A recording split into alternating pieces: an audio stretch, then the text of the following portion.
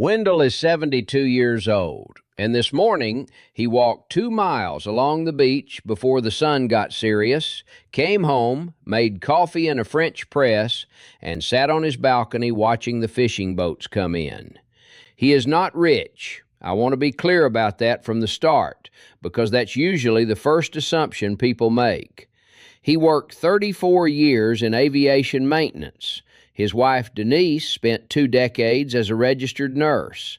They were careful with money, they made a couple of decent investments, and they ended up comfortable. Not wealthy, comfortable. And they could have retired in California. That's the part that surprises people most. They had enough. They chose not to.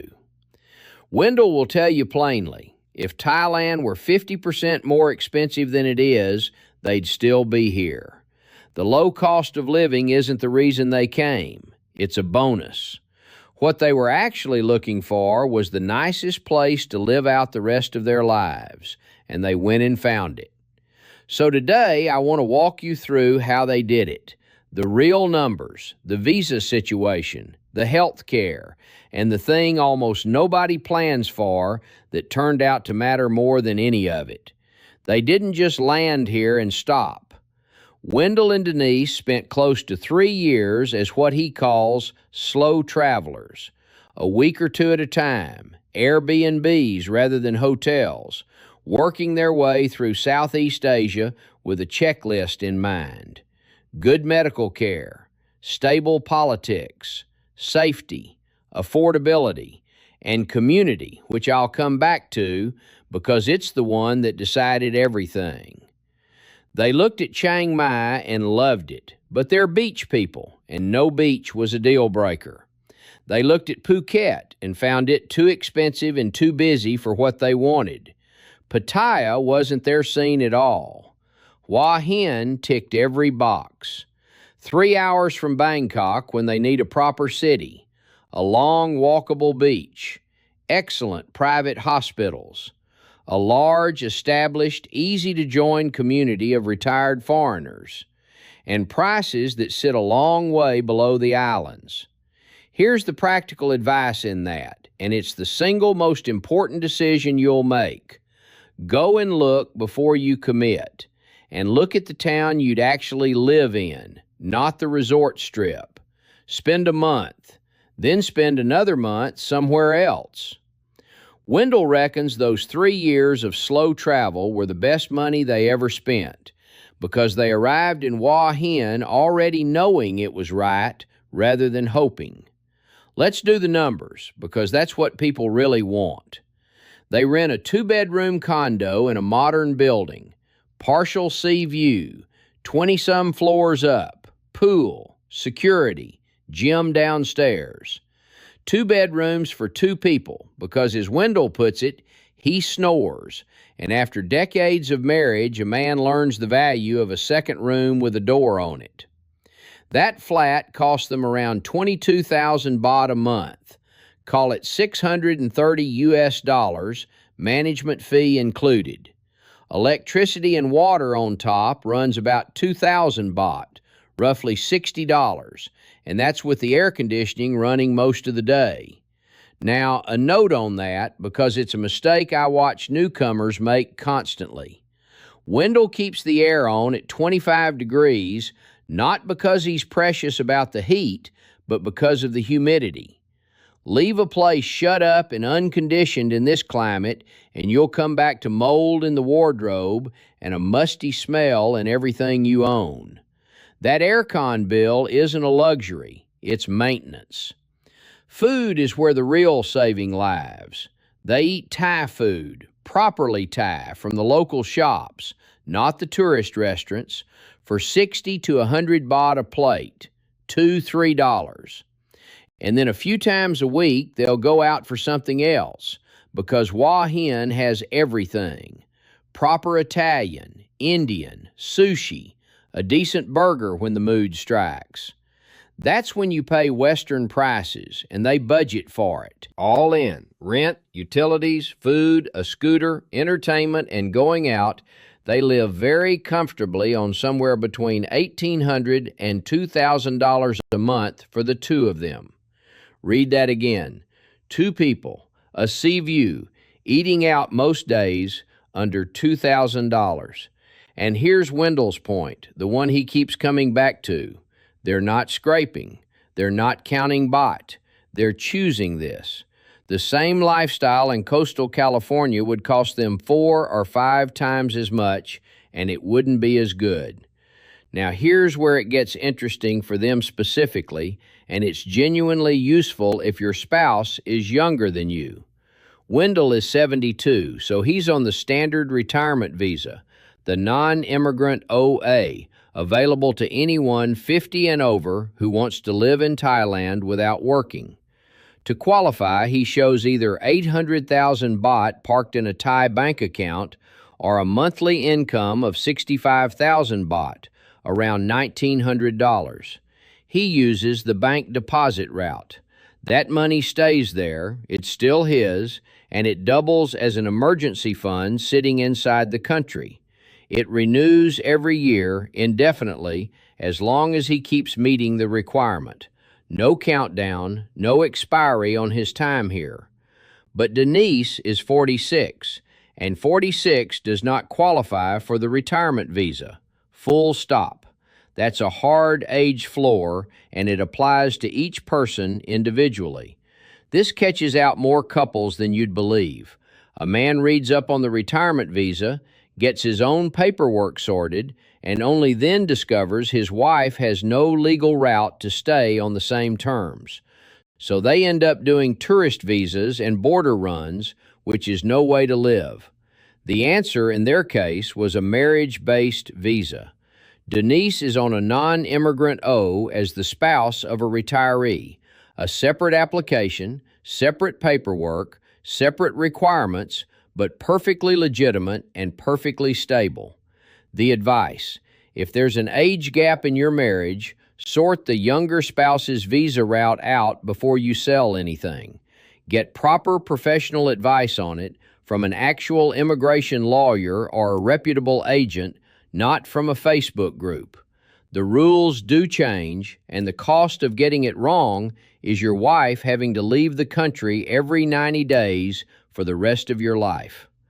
Both of them do the 90-day report. Walk into immigration, hand over the passport, get a stamp. An hour, 4 times a year. That's the whole administrative burden of living here.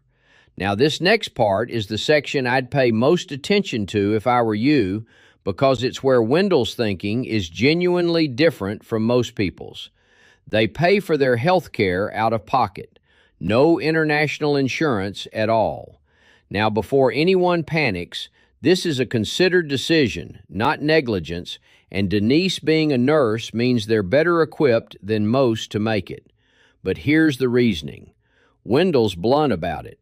Once you're past your late 60s, international health insurance gets expensive fast, really fast, and it climbs every single year, and it climbs hardest exactly when you're least able to change your mind about it. At 72, a comprehensive policy can cost more per month than their entire food budget. So instead, they self-insure. They keep a substantial reserve set aside specifically for medical costs, and they pay as they go. And in Thailand, that maths works better than you'd think. They're both fair-weather sun people who've spent decades outdoors, so they get skin cancer screenings every 6 months. Denise had a squamous cell carcinoma found on her leg here. A full body examination by a dermatologist, the removal, and the lab work to check the margins and confirm they'd got it all. The whole thing cost about 3,500 baht, $100. Back in the States, with insurance, that's a $1,200 procedure. Without, considerably more. They use the good private hospitals. Hua Hin has a couple that cater to exactly this market, with Western-trained, English-speaking doctors and genuinely modern equipment. And they've been to a local dentist for exams, imaging, and cleaning, both of them, and paid around 130 baht each. Here's the honest caveat, and Wendell says it himself. Paying out of pocket only works if you can genuinely afford it. If a serious event, a cardiac emergency, a cancer requiring long treatment, a major surgery, would wipe you out, then you need the insurance, expensive as it is. Their approach works because they have a real reserve behind it. Yours might not. And there's an age angle worth noting here, too. At 46, Denise could still get a reasonably priced policy if they wanted one. Insurance is dramatically cheaper at her age than at his. That asymmetry catches couples out. If you're going to insure anyone, insure the younger spouse while it's still affordable, and think hard about the older one before the premiums climb out of reach. Get quotes for your real ages, your real health. Then decide with actual numbers rather than a guess. Now here's what Wendell says was the real surprise, and the reason they picked Hua Hin over half a dozen equally pretty places. Community. He puts it like this. It's a retirement community for them, in a way. They have people to go to dinner with, people to go to a museum with. That sounds small. It isn't. Because think about how you make friends in ordinary life. Through work, through your kids, through the neighborhood you grew up in. Retire abroad in your 50s, 60s, or 70s, and every one of those routes is gone. No job, no kids at the local school, no 40 years of history in the area. You have to build a social life deliberately, from nothing, and a lot of people are frankly terrible at it. What Wendell and Denise found was that Hua Hin makes it easy. There's a Sunday coffee group that meets every week, an over 50s thing that evolved that way naturally because the interests of a 68-year-old and a 28-year-old backpacker are simply different. There's a WhatsApp group full of people who've been here 6 weeks and people who've been here 16 years, and you can post a question at 9 in the morning and have 5 answers by lunchtime. There's a pickleball crowd that is, in Wendell's words, borderline fanatical. There are Facebook groups for the town where the same names turn up again and again. Wendell started his own food group, a handful of people who go out and explore the little family shophouse restaurants, the ones with the low plastic stools where the family cooks for its own neighborhood rather than for tourists. That's his passion now. That's what he does with his week. So the advice, and I'd put this at the very top of the list, when you're choosing where to retire, weigh the community as heavily as the weather and the cost.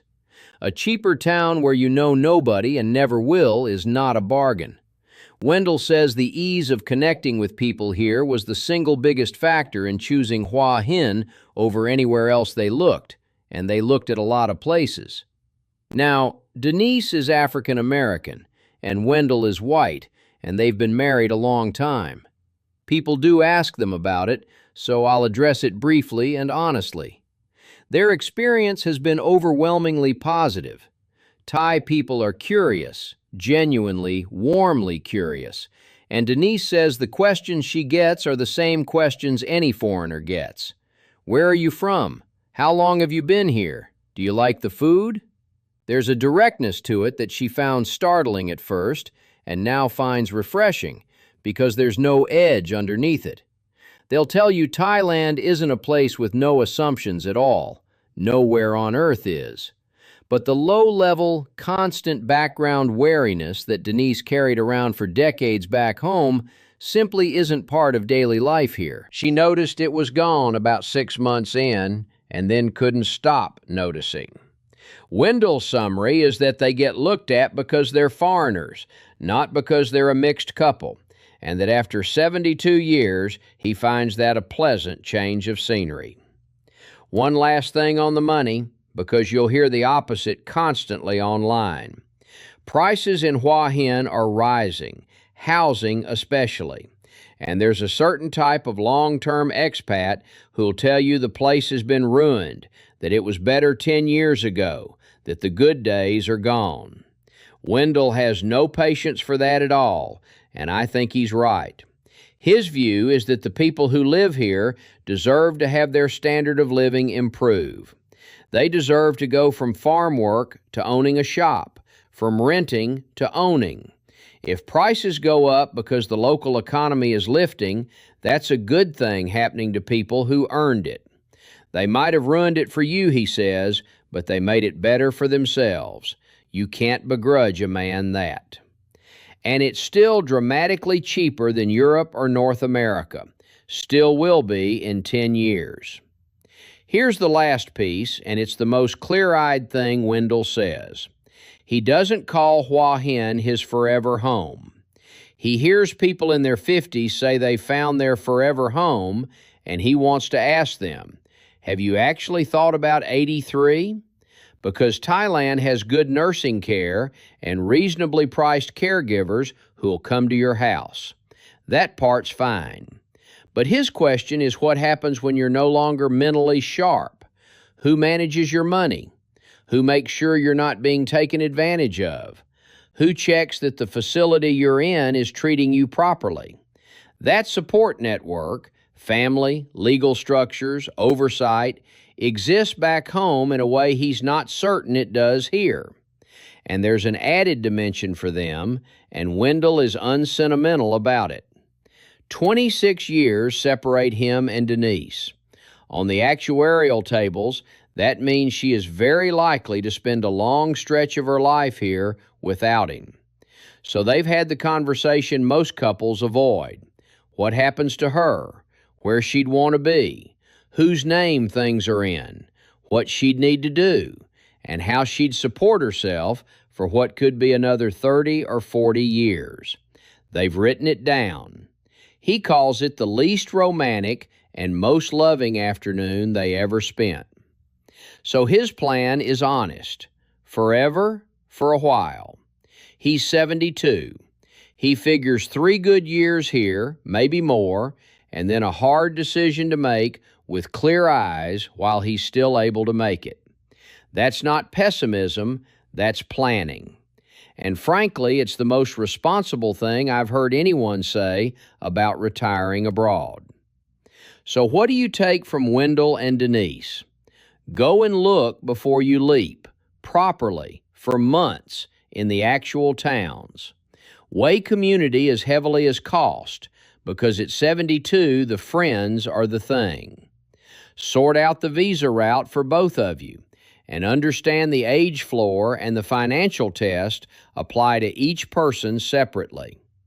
Get real health care numbers for your real ages, and make a deliberate choice about insurance versus self-funding, and insure the younger spouse while it's cheap. Live on your income, and plan honestly for the version of yourself that's 85, not just the one that's 65. Do that, and you can have what they have: a sea view, a walk on the beach before the heat comes, good food, good friends, and a life that costs less and feels like more. Wendell put it best when I asked him what he'd tell someone still sitting at home wondering. Just go somewhere, he said. You don't have to go somewhere crazy. Just go. Keep an open mind and an open heart, and you'd be surprised what the world gives you. If this was useful, tell me in the comments. Where are you looking at? And what's the thing still holding you back? I read every one. And if you got something out of it, hit subscribe, because there's plenty more where this came from.